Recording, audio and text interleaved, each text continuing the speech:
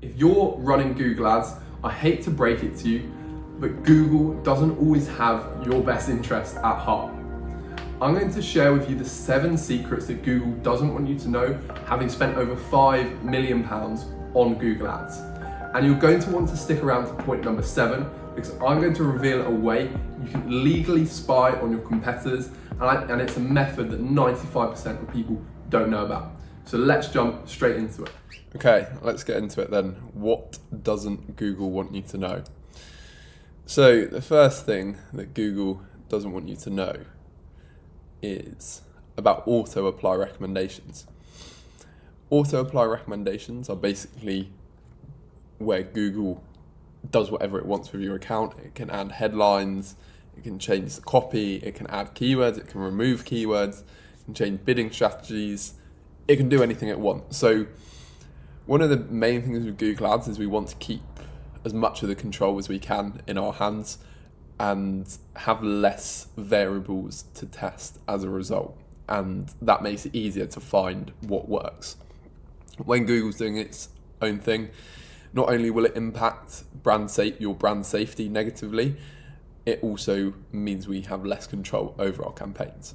So with each of these, I'm going to show you how you can fix them, and I'll start from a neutral position in the Google Ads interface and then go from there. So what we want to do, this is obviously the standard interface, is go to the recommendations tab over here. Then we want to click the auto apply button here.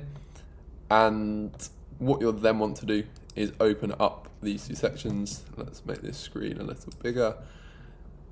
And what you will do is make sure basically all of these are unticked. There's never really a case where you want auto apply recommendations on. As you can see, it gives Google full control to do whatever it deems fit with your campaigns, and we don't want to do that. We want to keep control where we can, use Google's machine learning where possible, but in this instance we want to keep control, keep brand safety, ensure we're controlling the keywords and controlling the bid strategies, and not leaving it up to chance. So that is point number 1. Point number 2 we're going to go back to. So the second thing to be aware of is kind of similar to automated recommendations, auto-apply recommendations, is Google can basically create automated assets. So that's things like extensions. If you don't know what extensions are, you'll have your main ad and there might be supporting copy around that, such as that could be images, it could be long headlines, it could be site links, which are sort of call out text as well. So site links, for example, are where it provides a link to another part of your website. So we again want to keep control and turn this off. So let's go back to where we were. And what you want to do is come down here to assets, go assets, and they keep this really well hidden, very well hidden. And you have to click more, account level, automated assets, and you have to go more again, advanced settings. So we're still not there. And what I do is switch all of these off, just to give us more control. I do sometimes keep dynamic images on because it will normally just pull images from the site, so that normally works okay. But all you need to do is click off on the ones you want off, and I would click you want to retain control. But that's another area where this is obviously very well hidden. I feel like Google wants to keep this on for a reason. It's not easy to find, but it's something I would definitely be aware of and consider whether you want these, I guess, auto-generated by AI extensions on in your account. And that's just going to depend on you, how comfortable you are and how much you trust Google's AI to, I guess, represent your brand and what you want to achieve with Google Ads. Cool. So the next thing is locations. I have a guide, a full setup guide for Google Ads, and I covered this in that guide in the setup, but let's remind anyone who hasn't seen that video of what this is. So with location targeting, there are 2 settings. One of them you can set to is presence. So say you're targeting London as an example. If the setting is presence, then what it means is only people in London, in theory, will be targeted by your ad. The other setting, which is actually the default for Google campaigns, is presence or interest. Presence or interest means that, yes, we'll target people who are in London at the moment, but we'll also target people overseas who have an interest in coming to London. They're browsing potentially trips to London, holidays in London, that kind of thing. So if you were selling a local service, if you were a plumber, for example, working with London residents, you're going to want to set the targeting to presence only, because obviously you don't want to target those people who are only interested, say they're in the US and they're only interested in coming on holiday to London. If they then search plumbers near me, in theory, I mean, I'm not sure how likely it will happen every time, but in theory, if they're searching plumbers near me, because they have that London interest, that your ad could potentially show up, which is obviously results in wasted spend. So to change that, what you want to do is go to one of your campaigns. Let's go here, go back, click on your edit settings, and then this will pop up. Go additional settings. Actually, it's up here, location, and you want to drop down here to location options. And yeah, this is, as I said, presence or interest is recommended, but it depends very much on your campaign. If you were in the hotel business, for example, then presence or interest might work well, because you're going to get those people interested who are searching from overseas or another location in the country, and they're going to be able to come through on your ad. So it works well for certain industries, but yeah, just think that through, see whether that setting is kind of what is right for your business. Cool, so that's that, and then jump back out.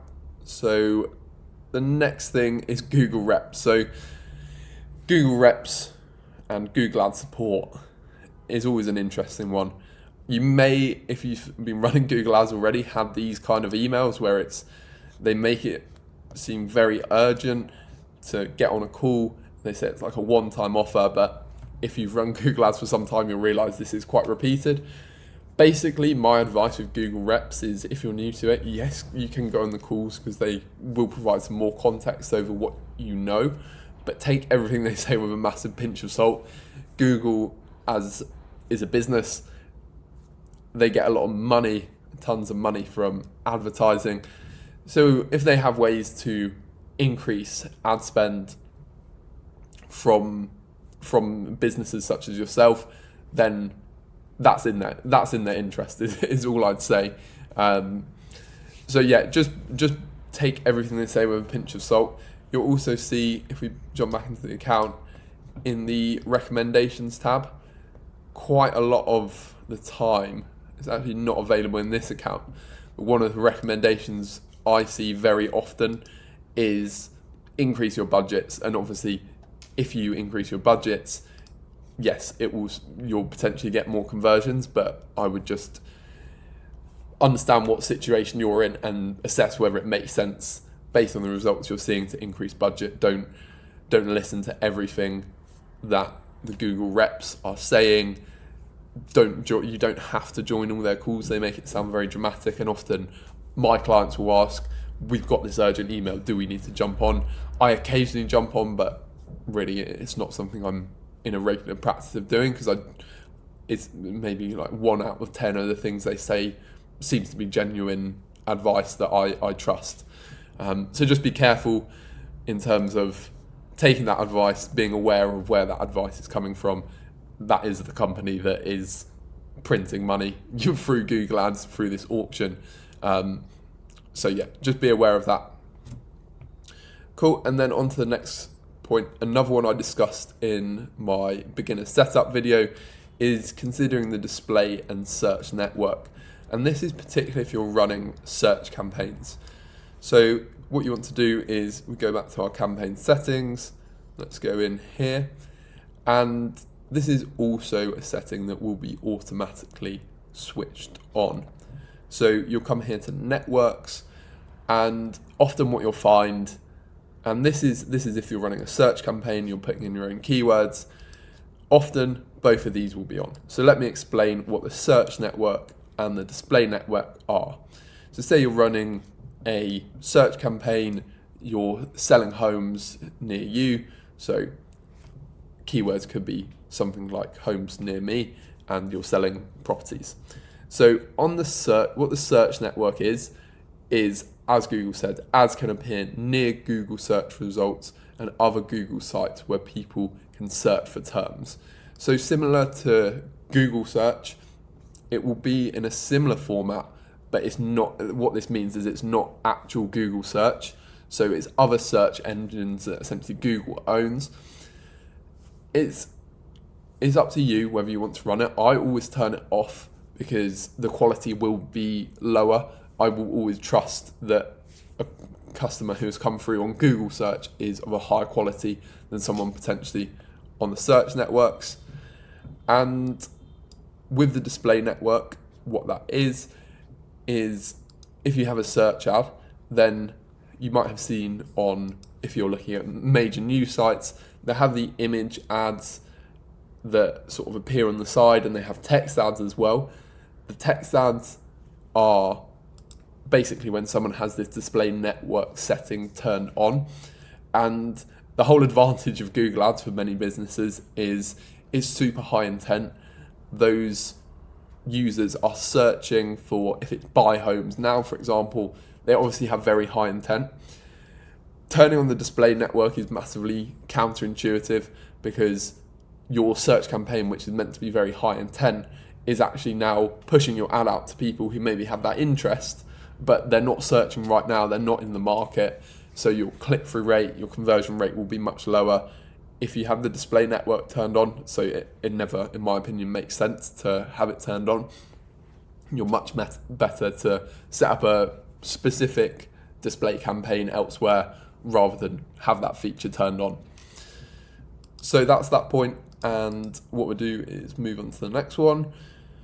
So this actually relates quite nicely. So if you are running display campaigns, one of the things to be aware of is where your ads are showing and ensuring that they're showing kind of on proper sites where there's good quality traffic. And this also applies for anything like PMAX, anything where it's not on the search network, where it's display and can go out to hundreds of different sites, apps, anything like that. But where you want to go for this is also another kind of hidden setting, is content suitability. It's in, when you set up a display or a PMAX campaign, this is in there, but it's sort of a hidden setting. It's not super obvious. I always switch this to limited inventory, so it excludes most types of sensitive content and limit your available inventory. So as you can see, this has the output of reducing your inventory, but with display campaigns, audiences are massive and places where the ads can show is massive. So it's not gonna, unless your campaign's not running, then I'd always recommend to put this on. And you can also have advanced settings. You can do things like exclude sensitive content, exclude certain labels, so like mature audiences, content not yet labeled, live streaming videos. I don't want the ads to show there really. It's not going to be the target audience for this client, which is selling homes. So that's something you can look into, and there's more you can do. You can exclude specific placements, content themes. I don't want to show games, sensitive news. It's just not right for the business we're promoting in this instance. So if you're running display PMAX, then take a look into content suitability. It's not super obvious, but a useful setting to just protect your brand image really. And that moves us on to number 7, which is not really a hidden setting in Google Ads. It's just something that not many people know about. So all you actually need to do is search Google Ads Transparency Center, copy that into Google search. Why this is great is it's basically a way to spy on your competitors' ads, see what ads they're running, their copy. And the great thing about this is if you have a competitor who's run Google Ads for 3 or 4 years, you know they're around, they're running ads. What that means they're getting results. They feel they're getting a return on their investment. So it's a great opportunity to really pick out what they're doing, what works with their copy, and then really apply that to your ads and then improve it where you can to sort of get that competitive advantage.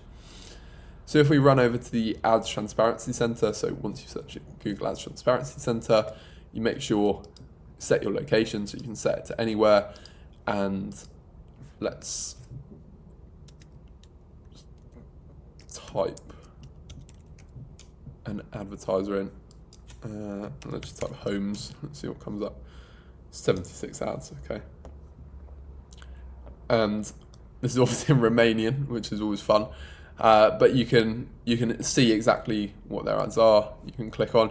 It's annoying you can't see the actual landing page, but you can in certain cases. If they're running ads, you can see at least the domain where they're running to. In certain cases, businesses will run ads to a subdomain where all it is on that subdomain is the actual ads, the ad landing pages. So that's worth noting. And there's stuff you can do as well to track down the actual landing pages. If you are able to crawl their website and sort of scan the URLs on their website, you can actually kind of track that down if you want to go further into it. But this is just great when you're getting started, or if you're running ads and you're not sure how performance is, you can easily come in here and go to the Ad Transparency Center, type in all your competitors and scan their ads. And this is completely separate to the Google Ads interface, and just not a lot of people know about it. So that's a massive trick and something that's going to really increase your chances of success. But those are the seven hidden tricks and things that Google Ads probably doesn't want you to know. I'm hoping this video doesn't get downgraded because I've revealed these secrets. But I hope that's useful. If you have any questions about that, drop it in the comments. I've got my LinkedIn as well in the bio, so connect with me there, ask any questions you have. And if you want to learn more about this, how we can help your business, then I've got our website just below. So feel free to click through, book a growth call, and we can see how we can help your business and review your campaigns that are running at the moment, or help you get set up on Google Ads. But I hope that was very useful. Have a great day and see you on the next one.